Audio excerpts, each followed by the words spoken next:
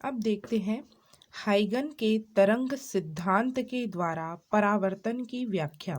ठीक है ना। परावर्तन का नियम हम सभी जानते हैं कि आपतन कोण परावर्तन कोण के बराबर होता है। ठीक है ना। तो यहाँ हाइगन के तरंग सिद्धांत का उपयोग करते हुए हम सिद्ध करेंगे कि आपतन कोण और परावर्तन कोण दोनों बराबर होते हैं। ठीक है। तो इसके लिए हम पहले ले लेते हैं, माना कि एक्स वाई एक परावर्ती पृष्ठ है जिस पर एक समतल तरंगाग्र का उपयोग करेंगे हम यहाँ। ठीक है ना।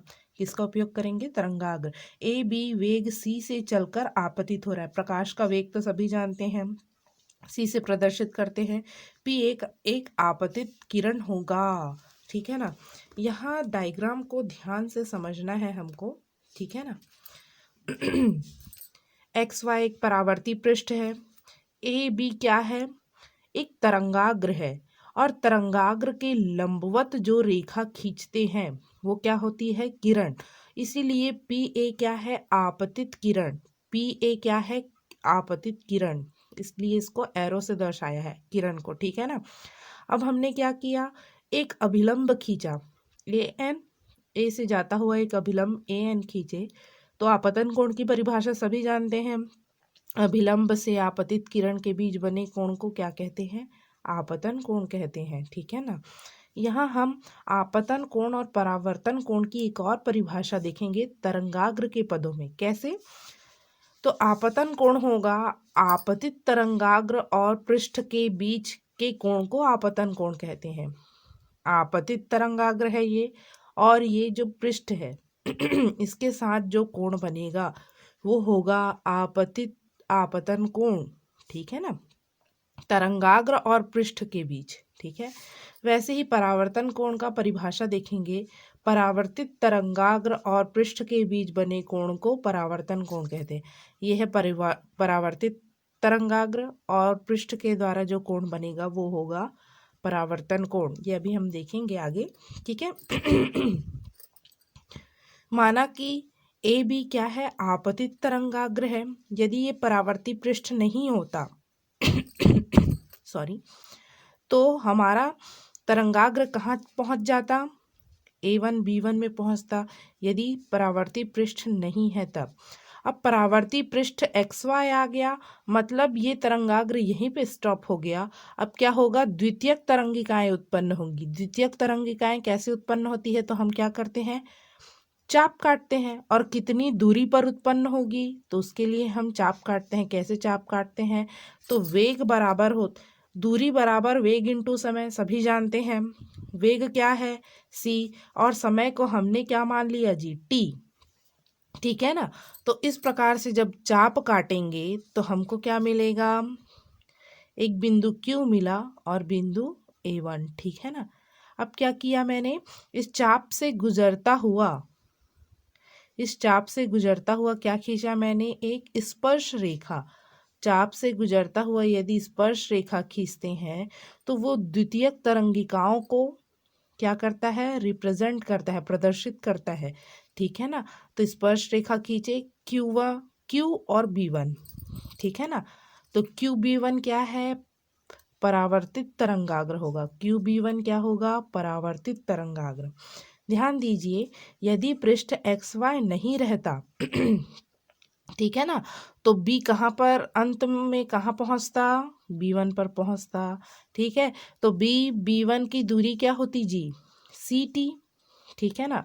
वेग इंटू समय, दूरी बराबर वेग इंटू समय। ठीक है। सबसे अंत में बिंदु B पृष्ठ के को B1 पर स्पर्श करेगा। ठीक है ना। तो इस प्रकार से हमको मिल गया AB आपतित तरंगाग्र और QB1 क्या है? परावर्तित तरंगाग्र। B से B1 की दूरी कितनी है? CT है। और A से A1 की दूरी भी कितनी होगी भाई? CT ही होगी। ठीक है ना। इस चीज का ध्यान रखेंगे। अब इससे गुजरता हुआ क्या करेंगे? लंबवत रेखा खींचेंगे, वो परावर्तित किरण को प्रदर्शित करेगा। ठीक है।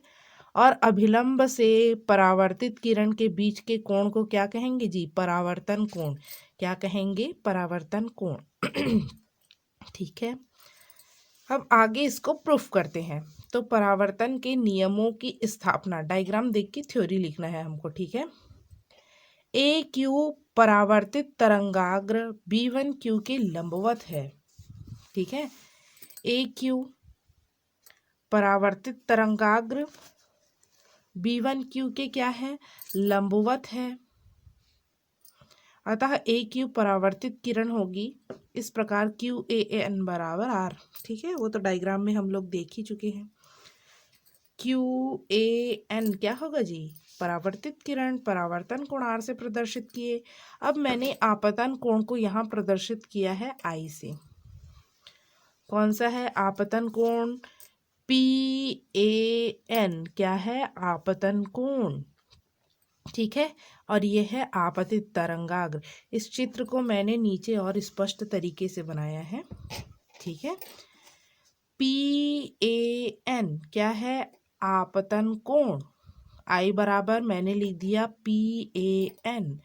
अब I को मैं लिख रही हूँ 90 माइनस कोण BAN। ये कैसे लिख दिया मैंने, तो देखिए ये क्या है, आपतित तरंगाग्र, और ये क्या है, आपतित किरण ठीक है। दोनों एक दूसरे के लंबवत होते हैं, मतलब ये पूरा कोण कितना हो गया जी, 90 अंश का। कितना हो गया, 90 अंश का। ध्यान दीजिए ये 90 अंश का कोण बना है I से, ये वाला पोर्शन I, और किससे बना हुआ है, ये वाला कोण BAN से बना हुआ है, ठीक है ना। तो 90 अंश बराबर हो गया I प्लस कोण BAN। तो हम I का मान लिखना चाहते हैं, I बराबर क्या लिखेंगे, 90 माइनस BAN। यदि 90 में इस पूरे कोण में ये वाला कोण घटा दूं BAN तो I मिलेगा कि नहीं, तो उसी को मैंने लिखा है 90 माइनस BAN, ठीक है। अब हम जानते हैं कि आपतित तरंगाग्र और पृष्ठ के बीच बने कोण को क्या कहते हैं जी, आपतन कोण कहते हैं। तो कोण BAB1 यहाँ पे B1 है, ये क्या हो जाएगा जी, आपतन कोण। ऐसा याद रख सकते हैं परिभाषा से हम कि आपतित तरंगाग्र और पृष्ठ के बीच बने कोण को आपतन कोण कहते हैं। तो इसलिए मैंने आगे लिखा है इसको, कोण BAB1 बराबर I I को क्या लिख सकते हैं, कोण BAB1, ठीक है। यहाँ तक समझ में आया। आप ऐसे भी निकाल सकते हैं। पुनः देखिए ये वाला कोण क्या है, पूरा 90 अंश है। ये वाला कोण कितना है, 90 माइनस I। 90 और 90 माइनस I को जोड़ेंगे तो यहाँ पर कितना आएगा जी, I आएगा कि नहीं, ठीक है। या फिर परिभाषा से सबसे अच्छी काम रहेगा कि परिभाषा से याद कर लीजिए कि आपतित तरंगाग्र और पृष्ठ के बीच बने कोण को क्या कहते हैं, आपतन कोण। तो कोण BAB1 बराबर होगा I, ठीक है। वैसे ही परावर्तन कोण का देखते हैं। तो परावर्तन कोण क्या है, QAN, ठीक है। यहाँ स्पष्ट तरीके से और मैंने बनाया हुआ है। अब QAN को क्या लिख सकते हैं, 90 माइनस QAB1। ध्यान दीजिए ये पूरा यहाँ से यहाँ तक का कोण कितना है, QAN, परावर्तन कोण है R, ठीक है।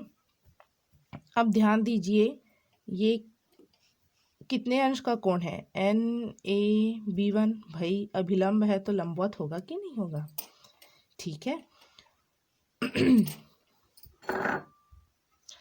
जैसे हम लोगों ने आपतन कोण में किया था, यहाँ से यहाँ तक का पूरा कोण है 90 अंश। और कौन कौन से कोण से मिलकर बना है, कोण R से और कोण QAB1 से। 90 अंश बना है कोण R से और कोण BAB1 से। R का मान निकालना है तो R बराबर 90 माइनस, इसको पक्षांतर कर दो, कोण BAB1 होगा भाई, ठीक है। तो इसीलिए यहाँ क्या लिखा है, 90 माइनस QAB1, सॉरी QAB1 ना, ये वाला कोण घटाएंगे तो आ जाएगा, ठीक है। 90 अंश पुनः देखिए बना है आर कोण से और क्यू ए बी वन से, तो लिख दिए 90 अंश बराबर R plus Q A B one. अब आर बराबर 90 minus Q A B one लिख सकते हैं भाई। अब हम जानते हैं ये क्या है, परावर्तित तरंगाग्र। परावर्तित तरंगाग्र का पृष्ठ से बना हुआ कोण क्या कहलाता है जी, परावर्तन कोण। तो हमने लिख लिया यहाँ ए बी वन क्यू बराबर हो गया ए बी वन क्यू। समझ में आ गया सभी को यहाँ तक। अब लगाते हैं समकोण त्रिभुज ए बी बी वन में, ठीक है।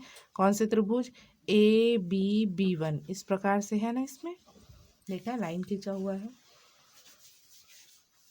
और बी से बी वन की दूरी कितनी है, सी टी है, ठीक है। ए बी बी वन में, ठीक है। तो मैंने यहाँ डायग्राम भी बनाया है। साइन आई बराबर उसको लिख सकते हैं हम B A B one, B A B one, ठीक है। अब हम जानते हैं कोण के सामने वाला भाग क्या होता है जी, लंब होता है। तो लंब बटे कर्ण, ठीक है ना। तो ये हो गया लंब, तो ये वाला पोर्शन क्या होगा जी, कर्ण। ध्यान दीजिएगा, कोण के सामने वाला भाग लंब और लंब के सामने वाला भाग ये कर्ण हो गया। तो लंब मतलब बी बी वन, कर्ण मतलब ए बी वन, लंब बटे कर्ण।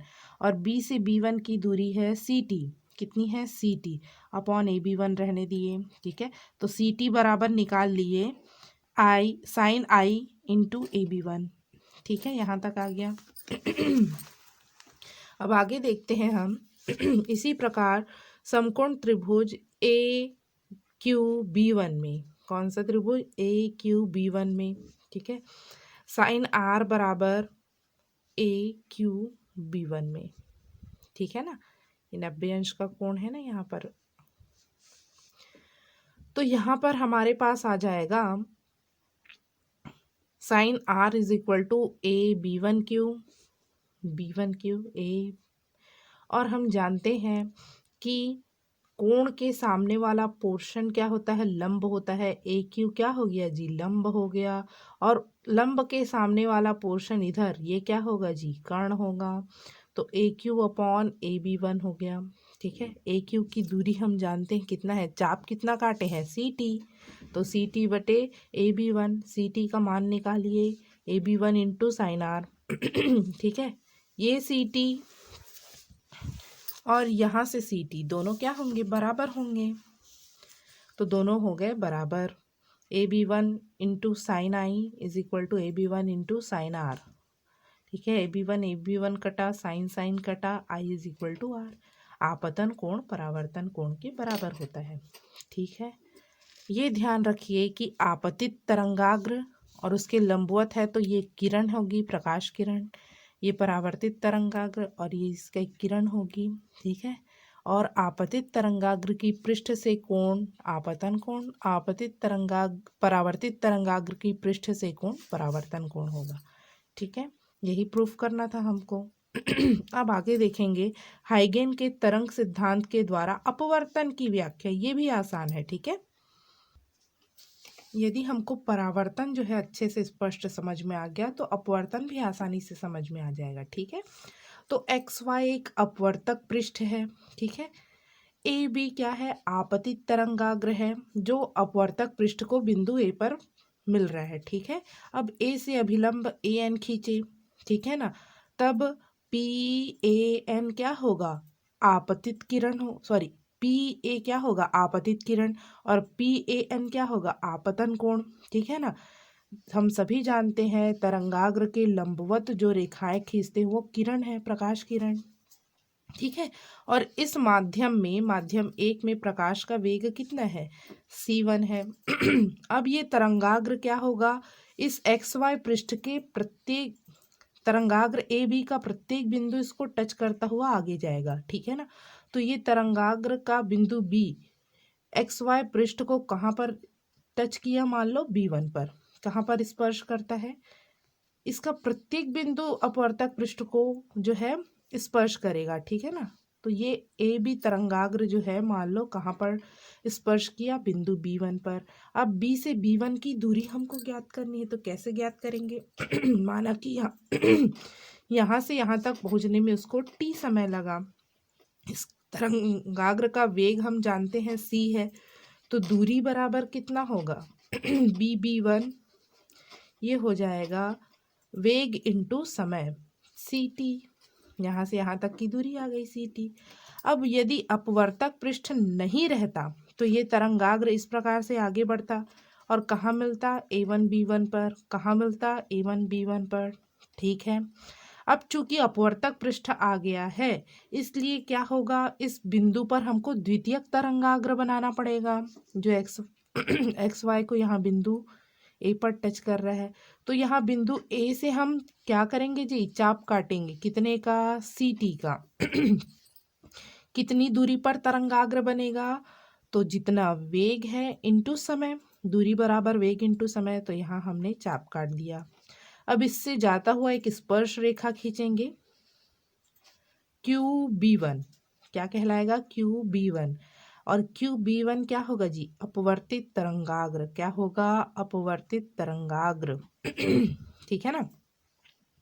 और यहाँ अभिलंब NAQ हो, क्या होगा? अपवर्तन कोण होगा।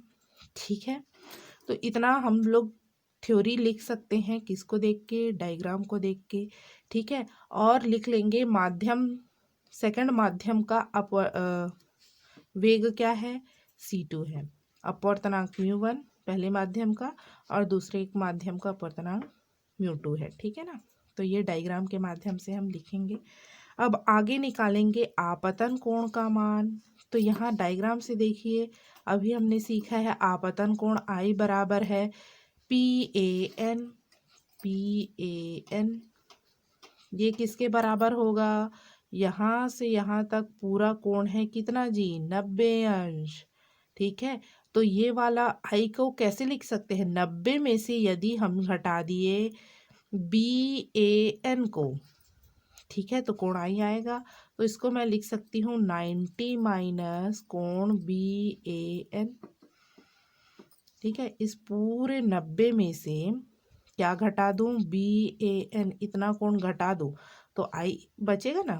ठीक है, अब हम जानते हैं कि आपतित तरंगाग्र और पृष्ठ के बीच के कोण को क्या कहते हैं? आपतन कोण।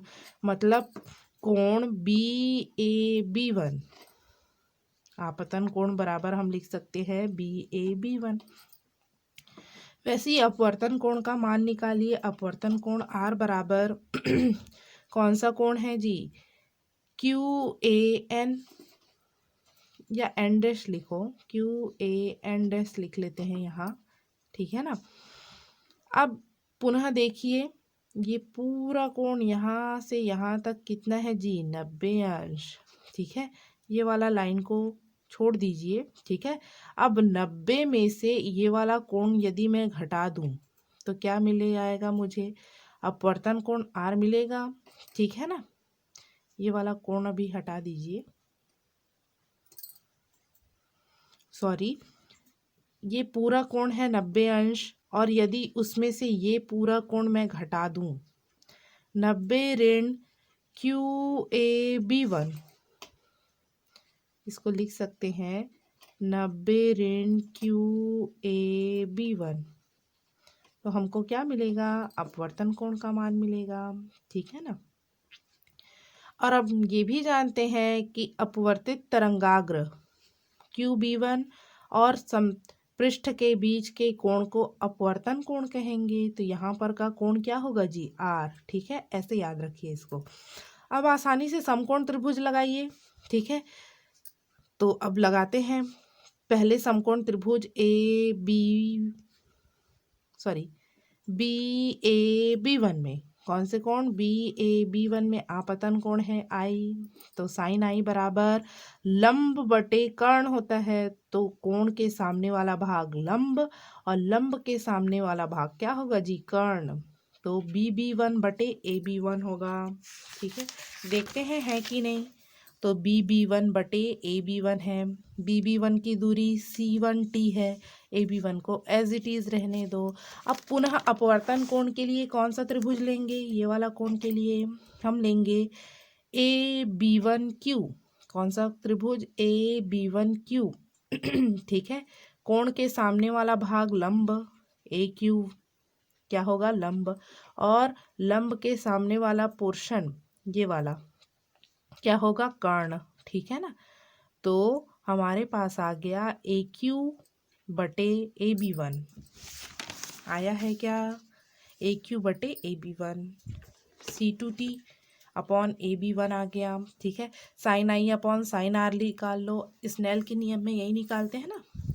तो C1T अपॉन C2T आएगा। AB1 कैंसल हो जाएगा, अनुपात निकालेंगे तो TT भी कैंसल। C1 अपॉन C2 पहले माध्यम में प्रकाश का वेग बटे दूसरे माध्यम में प्रकाश का वेग बराबर नियतांक। यही आता है कि अपवर्तन के नियम में। ठीक है। स्नेल का नियम है ये। अब पहले माध्यम में अपवर्तनांक μ1 और दूसरे माध्यम में अपवर्तनांक μ2 है। तो μ1 बराबर प्रकाश का वेग बटे माध्यम का वेग, माध्यम में प्रकाश का वेग, और निर्वात में प्रकाश का वेग बटे दूसरे माध्यम में प्रकाश का वेग। तो C/C1 हो गया, ये C/C2 हो गया। ठीक है। यहाँ से C1 का वैल्यू निकाल सकते हैं C/μ1, C2 का वैल्यू C/μ2। यहाँ वैल्यू पुट कर दीजिए C1 और C2 का। तो हमारे पास आ जाएगा C/μ1 बटे, डायरेक्ट लिख दिया है इसमें, C/μ2। C से C कैंसल, μ2 ऊपर चला जाएगा और μ1 नीचे आ जाएगा। ये नीचे आ गया μ2/μ1। तिर्यक गुना कर दीजिए μ1 sine I is equal to μ2 sine R. ठीक है। और यही क्या है? अपवर्तन के नियम है। ठीक है। बहुत ही आसान है ये भी। तो ये हाइगेन के तरंगिका सिद्धांत से तरंगाग्र का उपयोग करते हुए हमने परावर्तन और अपवर्तन के नियमों को सिद्ध किया। ठीक है।